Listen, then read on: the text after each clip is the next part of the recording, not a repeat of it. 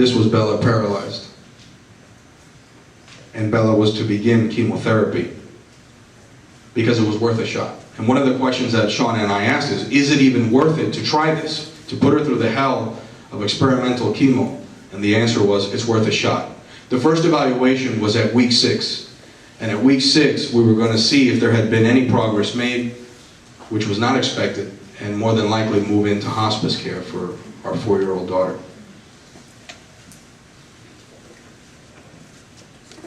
Now, something extraordinary happened to me at this point. When Bella was going to begin chemotherapy, I found myself in the greatest state of despair you could ever imagine.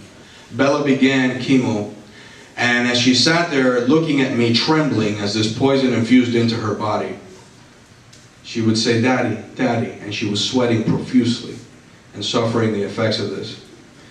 And I felt absolutely impotent as a father to do anything. Asking God, why me? Why was I forsaken? Where are you? Help us.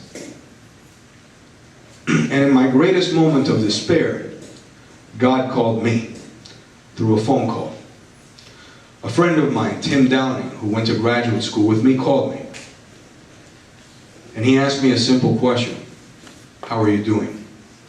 And I learned that Tim Downing spoke a word of knowledge to me. And a word of knowledge is a gift that all of us have.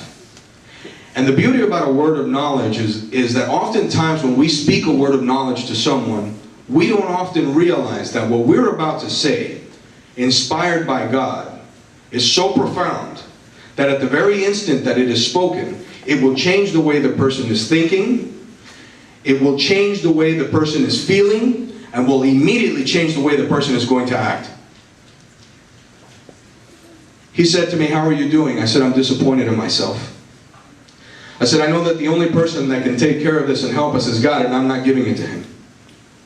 You see, ladies and gentlemen, I came to school here at St. John Neumann. I came to church here at St. John Neumann. But I had been long away from my faith. And at the moment when I needed it the most is when I was the most destroyed.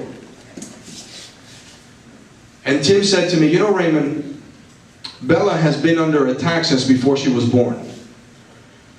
She was born with those strokes in her brain. She's had difficulty learning to walk, but she learned to walk. She's had difficulty learning to speak and comprehend, but she's been improving every day. And now, she's had everything in the kitchen sink thrown at her so that she doesn't live.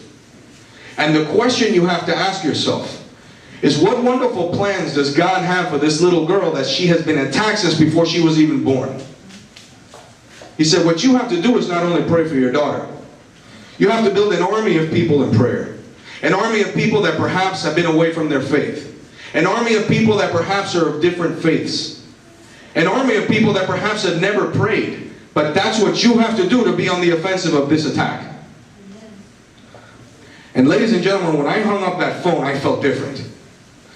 I felt that, and I prayed fervently. And I felt that God told me, that's enough. If you believe in me, there's no more crying. If you believe in me, there's no more depression. If you believe in me, you're going to build this army of people in prayer, and you are not going to bury your daughter. And then something extraordinary happened.